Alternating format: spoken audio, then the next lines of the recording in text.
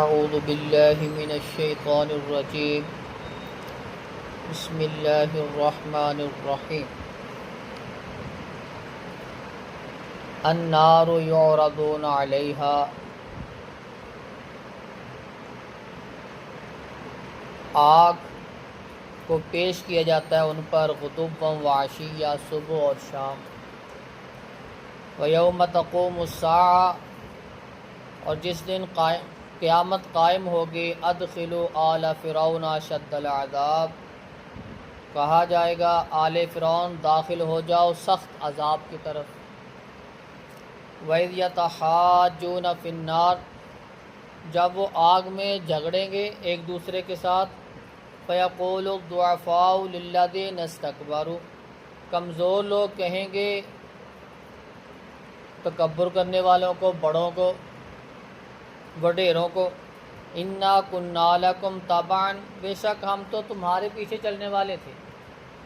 هَلْ أَنْتُمْ مُغْنُونَ، کیا بھلا تم دور کر سکتے ہو انا ہم سے نصیبا من النار، آگ کا کچھ حصہ. قال الذین استکبروا انا کل فیہا، جواب میں وڈیرے کہیں گے بے شک ہم تو آپ اس میں شامل ہیں. ان اللہ قد حکم بین العباد، بے شک اللہ نے فیصلہ کر دیا بندوں کے درمیان. وقال الذین فی النار لخزنۃ جہنم ادعوا ربکم، اور کہیں گے وہ آگ میں جہنم کے دروگوں سے، ادعوا ربکم، اپنے رب سے دعا کریں، یخفف عنا یوما من العذاب، ہم سے تخفیف کر دیں آج کے دن عذاب میں سے. قالوا، وہ کہیں گے اولم تک تأتکم رسلکم بالبینات، کیا تمہارے پاس تمہارے رسول واضح دلائل لے کر نہیں آئے تھے؟ قالوا، وہ کہیں گے بلا، کیوں نہیں. قالوا، کہیں گے فادو، پھر دعا کر لو خود ہی. وما دعاء الکافرین الا فی ضلال، کافروں کی دعا پھر وہاں کوئی قبول نہیں کی جائے گی، یہ گمراہی ہوگی، نقصان دہ ہوگی. النار یعرضون علیہا، یہ فرعونیوں پہ آگ کو پیش کیا جاتا ہے صبح و شام. اس آیت سے قبر کا عذاب ثابت ہوتا ہے. مرنے کے بعد قیامت تک کے لیے اللہ رب العزت جو بندہ فوت ہو جائے، اگر وہ نیک ہے تو اس کے لیے جنت کو پیش کیا جاتا ہے، اگر برا ہے تو اس کے لیے جہنم کو پیش کیا جاتا ہے. یہ فرعون بے شک قبر کے اندر دفن نہیں، عجائب گھر میں پڑا ہے، لیکن اللہ رب العزت، یہ عالم برزخ کا معاملہ ہے، عذاب اللہ رب العزت آگ اس پہ پیش کرتا ہے صبح و شام. اس کو عذاب مبتلا کیا ہوا ہے، اس کو آگ کا عذاب ہو رہا ہے، لیکن ہمیں نظر نہیں آتا.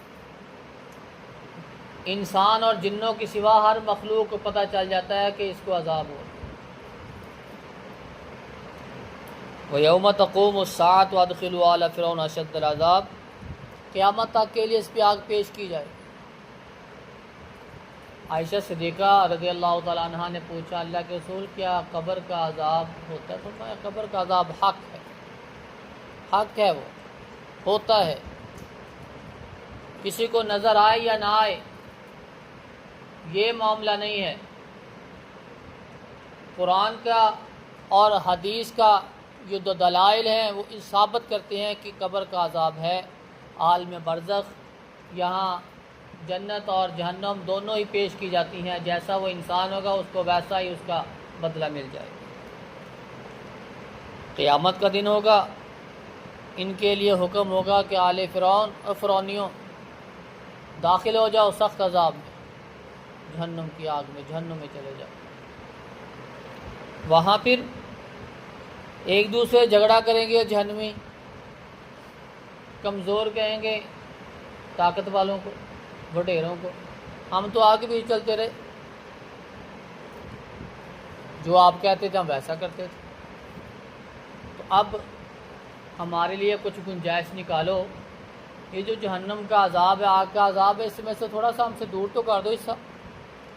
ہم اتنا زندگی گزارے اور آپ کے پیچھے چلتے رہے. وہ وڈیرے کہیں گے جواب کے اندر ہم تو خود آپ میں شامل ہیں، ہم بھی اسی جہنم میں شامل ہیں، اسی آگ میں شامل ہیں، ہم کیسے آپ کے لیے تھوڑا کر دیں، ہمیں وہی عذاب ہو. اللہ رب العزت نے آج یہ فیصلے کر دیے اپنے بندوں کے درمیان کہ جنت میں کون جائے گا اور جہنم میں کون جائے گا. ہم تو خود جہنم میں ہیں، ہم آپ کے لیے کیسے تخفیف کر دیں، کیسے کم کر دیں. پھر یہ جہنمی جہنم کے دروغوں سے کہیں گے اپنے رب سے دعا کیجیے ہمارے لیے کہ اللہ تھوڑی سی تخفیف کر دے، ہلکا کر دے عذاب کو، ہلکا کر دے. یہ جہنم سے بھاگنے کی کوشش کریں گے، ان کو جہنم میں گھسیٹ کے پھر پھینک دیا جائے، جنت سے نکلنے نہیں دیا جائے گا.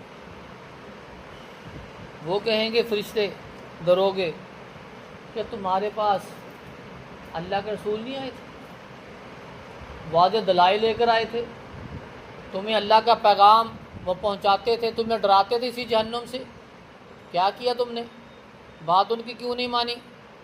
تو اب جاؤ خود ہی دعا کر لو، پھر خود ہی پکار لو اللہ کو، اگر آپ کی دعا قبول کر لی جائے. لیکن کافروں کی دعا کو وہاں قبول نہیں کیا جائے. جو جہنم میں چلے گئے یہ کافر کہ یہ جہنم سے کبھی نکلیں گے. اللہ رب العزت سے دعا ہے کہ اللہ رب العزت ہمیں ہر اس عمل سے محفوظ فرمائے جو جہنم کی طرف ہو، اور وہ عمل کرنے کی توفیق عطا فرمائے جو جنت کی طرف ہو. اللہ رب العزت سے دعا ہے کہ اللہ رب العزت ہمیں قرآن و سنت کے مطابق زندگی گزارنے کی توفیق عطا فرمائے. سبحان اللہ.